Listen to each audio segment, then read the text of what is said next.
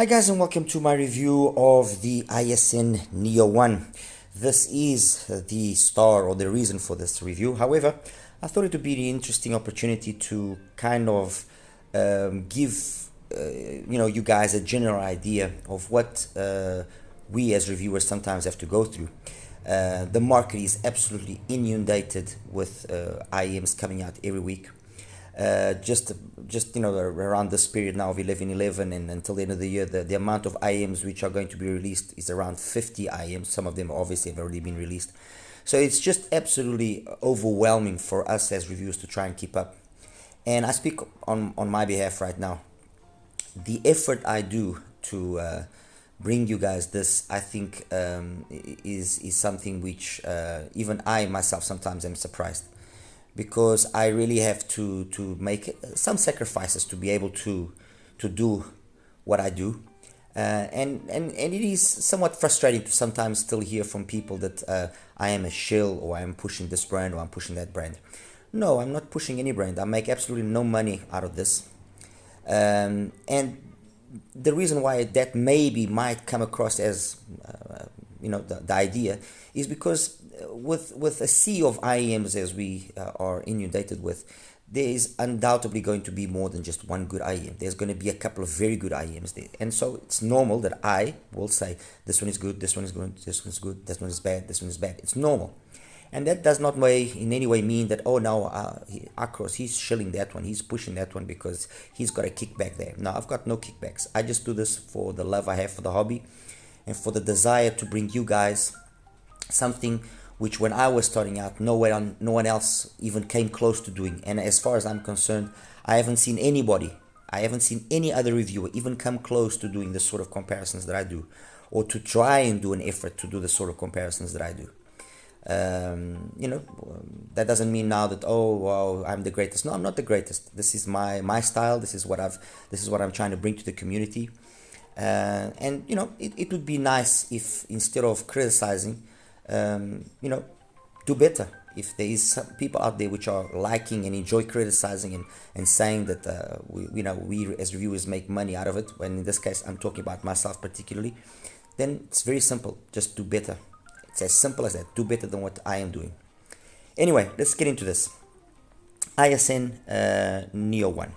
It is the latest IEM from ISN, a single DD. They've already had two other previous models in single DDs. This particular model has been in the works for a while now, and this is now, I'm assuming, the final version. At least it's now being commercialized, so I don't think it's going to be changed or anything of the sort. It is a 10mm CNT driver, 22 ohm impedance. This is the case that it brings. Okay, nice case. It brings some tips. The cable is not, it's a PENON cable, but it's not the cable that it brought. This is another cable that I used from another PENON IEM that I had. I apologize for the motorbike.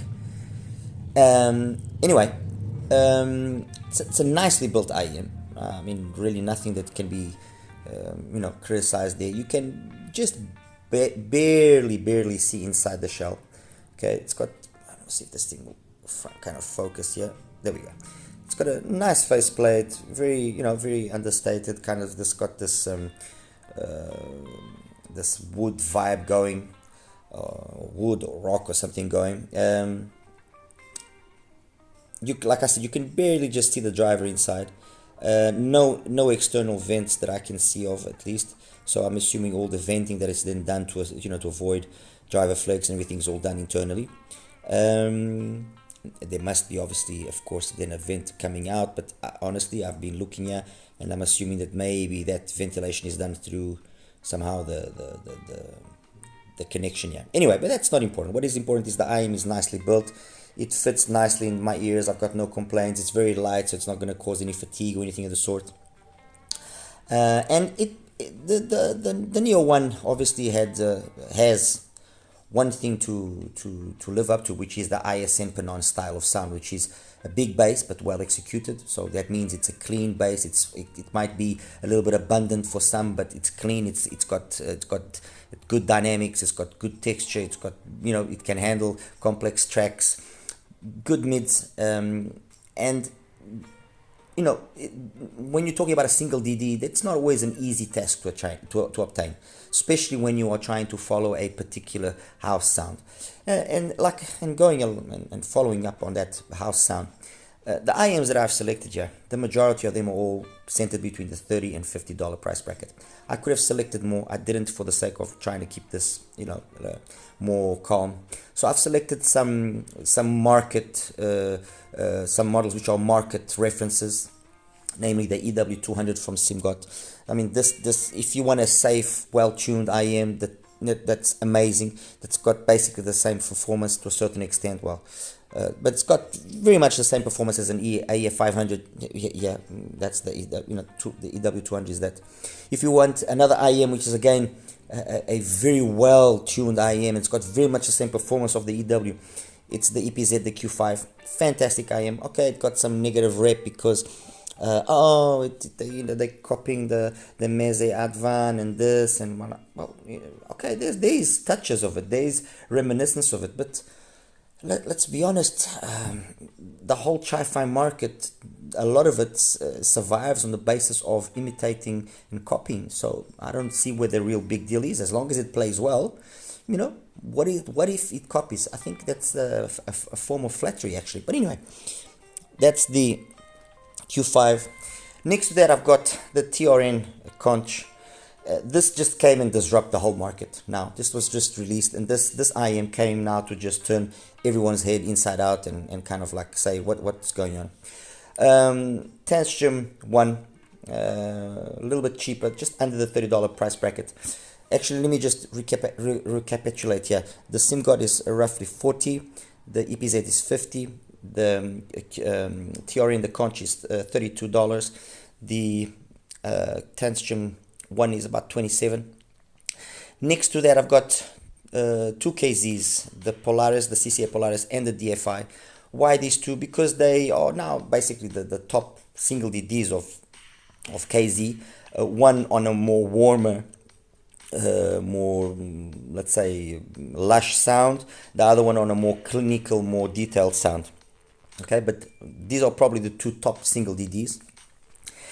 And all of those, and there's also a few more, but all of those have again, have also got a particular thing, which is they are tuned in a manner which is kind of safe. They've got a harmonish kind of vibe going to different levels, to different extents, but they are all tuned in a very safe manner. And a way which will be easy to be liked by the majority of people. Okay, on this second row, let's put it that way, let me get out of the way first the ones which are also kind of the older models and also, let's say, more safer tuned. The HBB, the Z300, okay, the Jojo, the Tenai C2. This is about $30. The Jojo is about $35 to $39. This is about $35. Again, these are tuned in a more safe, more likable manner. Although, in my opinion, the Jojo already starts entering. It's a kind of a transition IM. The Jojo enters already a little bit of the tuning that you find, for example, on the JD11, the Fire Jade Audio JD11, and you find on some of these others. Okay, it's already, let's say, too bass heavy.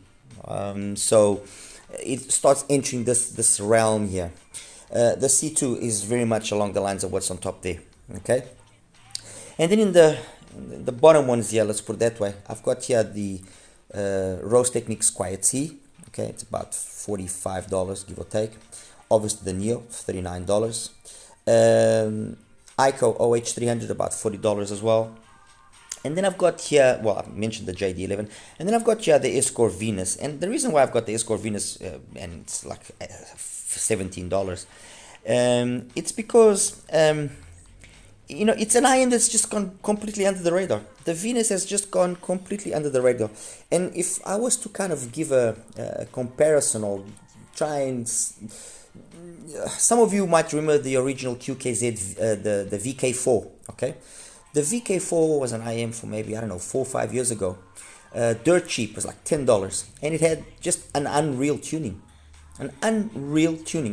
and even some prominent reviewers, namely Clinical himself, was very surprised, and actually he rated it pretty high. The VK4's problem was that it was very inconsistent. You either got a good unit or you didn't get a good unit. I mean, I went through 5 pairs until I found a pair which the channels were decently matched, and it had the tuning which it's supposed to have. The other 4 were, one channel would have the tuning, the other one completely off. Channel imbalances were through the roof. It was a mess, and then they redid that and they retuned it. And it was never basically the same thing. The Venus is very much that kind of IM. It's at least that one thing it does have is it's got much better quality control. Okay, it's much nicer. It's got a much nicer build. I mean, this looks the part. You would never say that this is a under $20. It's about $15. You would never say this is a $15 IM. Okay, it's really got a nice build, metal faceplate. It's got a nice look to it. Okay, a really nice solid look to it. But it's got the tuning, that style of tuning with that very slow, relaxed pin again, very smooth going bass, and it's a nice, agreeable tuning. And because it's a different tuning, I thought it just made sense to have it here. Okay. These ones here, be it the Quiet C, be it the NEO1, be it the OH300, and to a certain extent as well, the JD11, they all have this unusual tuning. They all have these tunings which depart from the more likable type of tunings on top there and here and the blondes and so on. They all have this tuning which focuses on bass, okay, executed in different in slightly different manners, with more sub bass roll off, less sub bass roll off.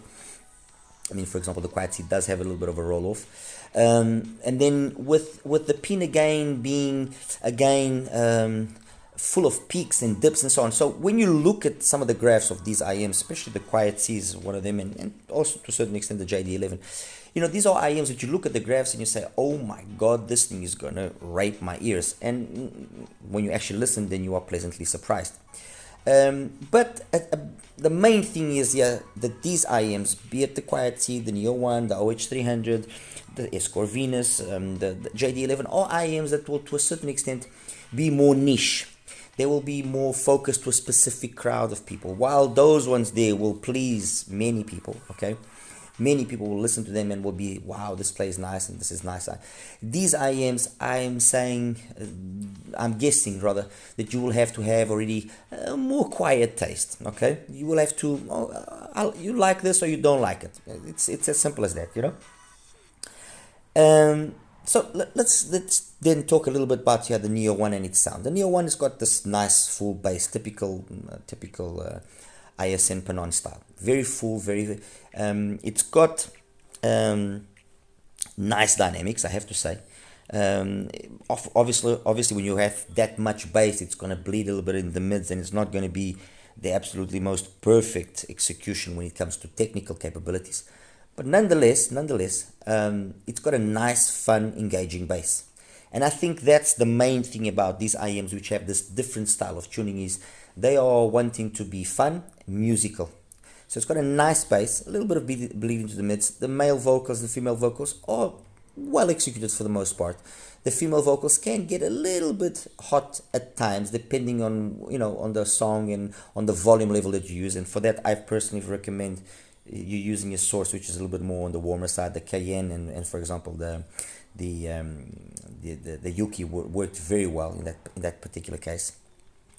And then the extension that it has in terms of the treble, it's fine, it's adequate, it matches half decently the rest of the frequency range. Technically, like I said, the soundstage is not the biggest soundstage. It's got a decent enough soundstage, but it's not the most expansive wide soundstage.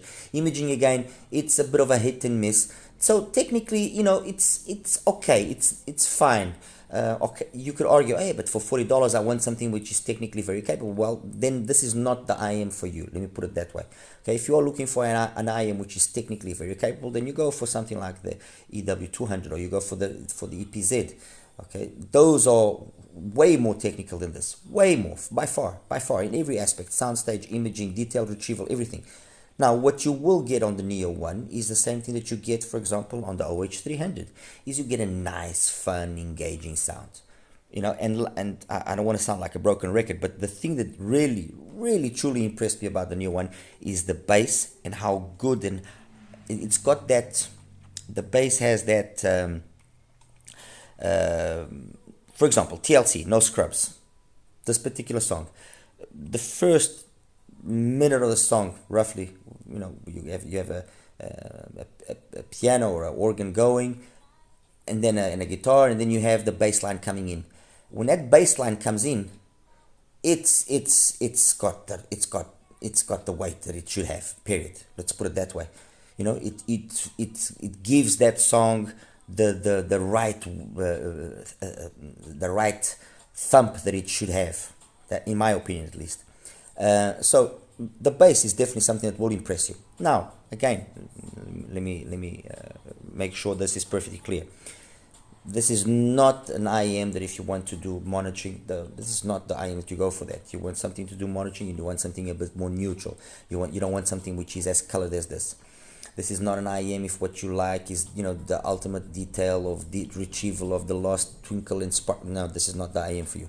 This is an IEM, like I mentioned, if you like a fun, engaging sound. So if you like the OH300 like I do, I really think the OH300 is a fantastic IEM.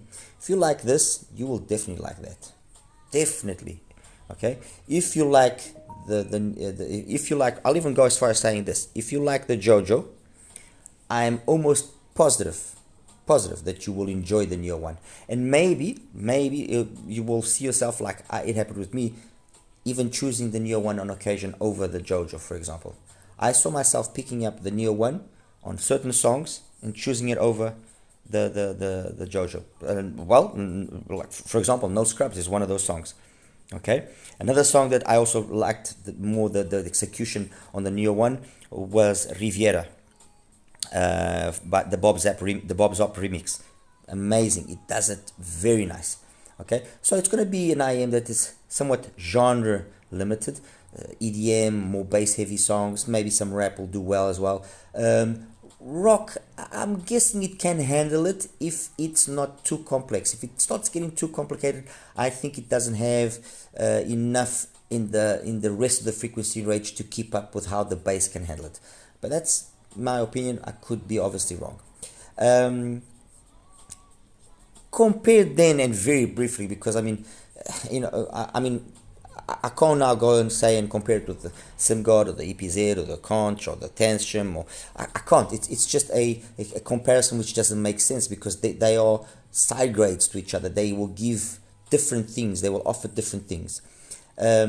So, you know, those three, for example, and especially those three, if what you want is a very well executed Harman style tuning that has great bass, great mids, great highs, everything is just in the right amount, nothing is, you know, any one of those three, where by consequence of all the accessories that it brings, the one that probably makes the most sense right now is the Conch.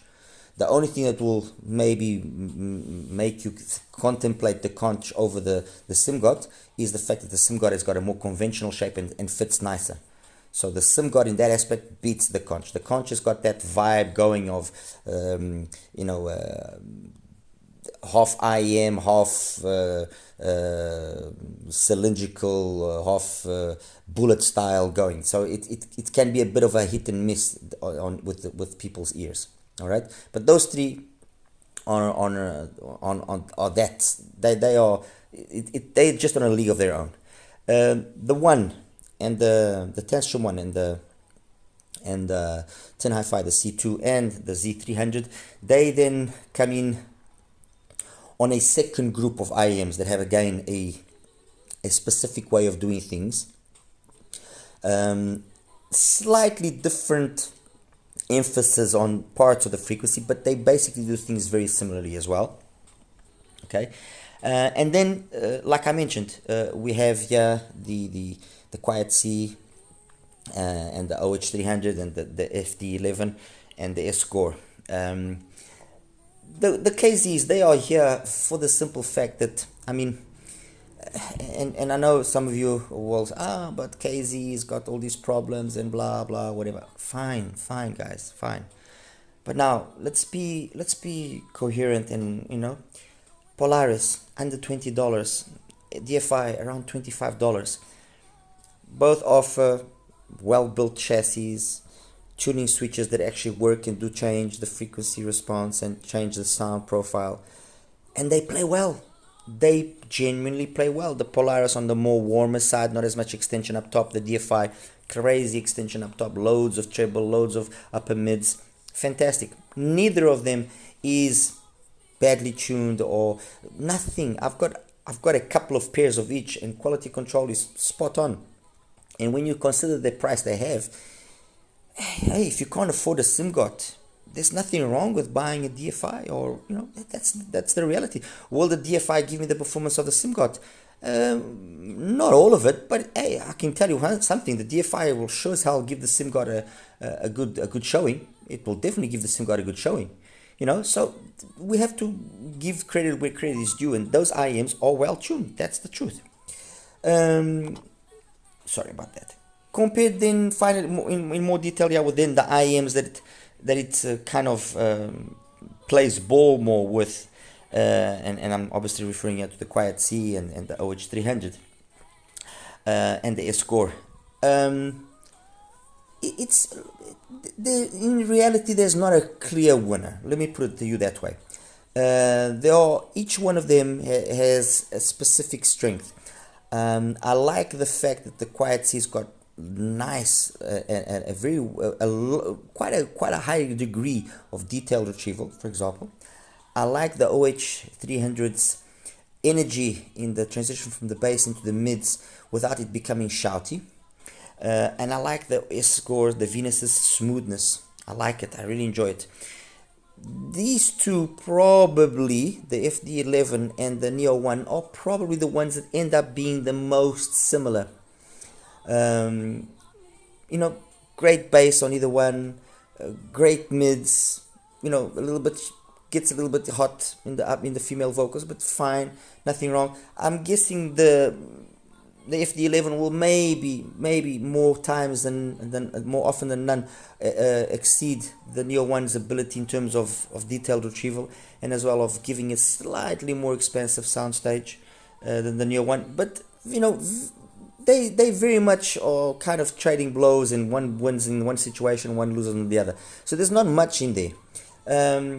And that's basically it, guys. I mean, it's like I said, this is not an easy comparison to do, and an easy review to make, to kind of just, no, this is the way to go, and this is no, this is $40. There's tons of IEMs at $40. If you want to be safe and spend your money in a way that you know for sure, or most likely for sure, you will enjoy, then you select the safer choices. You go for the EPZ, the SIM-GOT, the Conch, even the C2, or maybe you take a KZ, and you'll be safe there. If you want to be more adventurous, then you start thinking about OH300, FD11, S-Core, then fine. One last thing that I want to mention about the Neo1, which I actually should have done in the beginning, is the Neo1 comes equipped with filters which you can change to kind of basically change slightly the profile of the sound. Let me see if I can show you here. There we go. I hope I can show you that. So basically they supply you with the nozzle filters. And what I ended up doing, and that's the way I enjoyed it the most, was I didn't use the metal filter that it had. I just used the damping mesh and the cotton mesh. I just used one on top of the other. That's the way I put it, and that's the way I enjoyed it the most, and that's the way I have it. I don't like, as much as I can possibly do, I always try and avoid the metal meshes, and when they are, after I've done my reviews, if needed, I often remove the metal mesh, and I just don't enjoy what the metal mesh many times does to the sound. It just makes the sound, I don't know, I just do not enjoy it. That's all. And that's it, guys. I'll show you now quickly the graphs, and we'll wrap it up. All right. Hi guys, and welcome now to the graph section here for the ISN NEO1. This is the graph of the NEO1. using both those filters, like I mentioned, the damping and the cotton filter on the nozzle. That's how I personally preferred it. Without that, or with using the metal filter with the cotton, or the metal filter with the damping filter like they suggest, it just accentuates a little bit more this area here, and as well as this area here between 4 and 5. And this, in this form that I have with both dampers on, what I find is that everything sits within a window, so 79, so roughly 10 dBs. But most importantly is that the bass is roughly at the same level as the upper mids and treble, so you don't run that risk of things getting excessively aggressive. There are one or two songs where certain female vocals just come across a little bit strong, but like I said, nothing that if you choose your source carefully you won't be able to work around easily. And the funny thing as well is, although graphically, by seeing this you would think that okay, it has a good sensation of space and stage and so on, I found the stage on the Neo1 to be more always on the like a small venue than necessarily a big open space, and a lot of it is down to the fact that you've got a lot of bass. Yeah, come on, I mean there is a bit of bleed here into the mids, but it's never, in my opinion at least, nothing that's a deal breaker, because it's like I mentioned, you must try and approach things with a sense of what were they trying to do, what were they trying to achieve. Have they achieved it? Yes, they have. They haven't achieved it, okay, then you can, I guess, criticize. But overall the tuning is quite agreeable. It's got a nice full bass, plenty of mid bass, slam, and the rest it's fine. And I mean, the moment now I start actually showing you the other graphs, and so you have a comparison, you will see. For example, the first one I'm going to show you is the ICO, the OH300. The ICO, the OH300, graph wise, it's a mess. Same sort of bass, fine, up to 2K they're very similar, but then this area here between 2 and 4, which is the upper mids, it's very strong. But for some reason which I just cannot understand why, I just do not know why, it doesn't sound harsh, it doesn't sound aggressive. Something that with certain songs like Up and Up from Jeff Ryan, okay, on the Neo I could get it to be a little bit too much for me, okay, while with the OH300 I never got that. Now, is it the way that the bass comes across on one and on the other which differentiates it? I'm not sure. But anyway, that's the graph of the OH300 there, so you guys can have an idea. Let me see. Okay, OH300, 16, I believe. Yes, this is the 10th string. Well, no, I'm not going to show you the 10th string. I wanted to show you first. ISN. Here we go. That's the one I wanted, the FD11. Okay, so let me take away this here. The FD11, again, very much the same situation. As you can see, same sort of bass, and up to about 2K, they're roughly very equal. But then they just take two different approaches. Although this here was very much an issue with me actually getting the coupler to fit the tip nicely and adjust it nicely, because I mean this could be a little bit more moved over on the Neo. But the main difference resides here between 2.5 and 5K roughly. That's the difference, where the FD kind of dips to do away with any aggressiveness, and which it does it very well. It succeeds, but not only does it succeed, it actually gives more sensation of detailed retrieval and everything than what the Neo does. And again, I don't understand why that is, but it is what it is. But they have a very similar sound, The main difference is the JD11 is more technical, okay? And the JD11, by being more technical, that means it's got better imaging, it's got more sensation of space, but that's the biggest difference. Otherwise, they very much like on par with each other. And even those differences that exist technically on the JD11's part are not monumentally huge, okay? They you can pick up on them, but it's not a big thing. So that's JD11.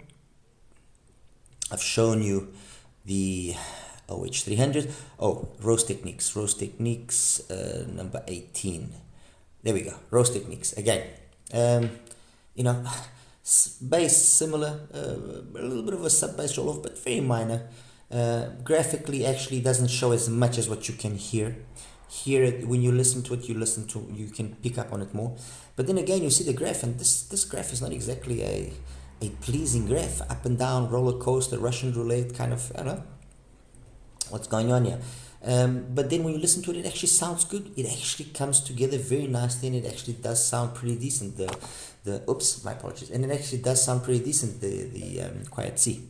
That's it. Now, just for the sake of you guys can see how it stands up, or graphically how it is next to some of those more popular IMs, let me show you here quickly the EPZ Q5.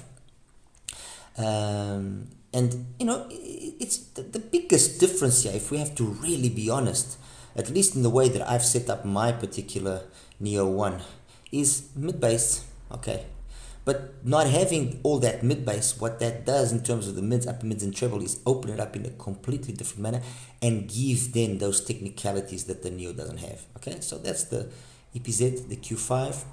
The next one is the conch, the TRN conch. Again, very much the same situation. Very much the same situation. The TRN conch, honestly, if you guys haven't listened to it, you gotta listen to this IM. This thing plays really well.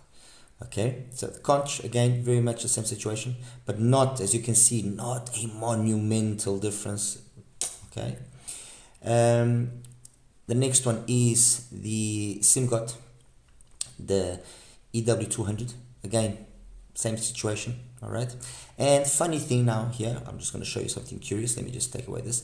If I put the SIMGOT, if I put the EPZ, and if I put the conch from TRN, they are all very similar, not only graphically but also audibly. Okay, the one that comes out a little bit more brighter, or a little bit more, just a little bit more energetic, is the SIMGOT. With the EPZ, almost same thing, and then the TRN is a little bit less. That's it. Okay, so that's an interesting thing here to show you guys, this comparison of these three. Okay, let's put it back on here now, the Neo 1, and then compared just quickly to the KZ offerings that I had, and as well to the S-Core, because I haven't compared to the S-Core Venus.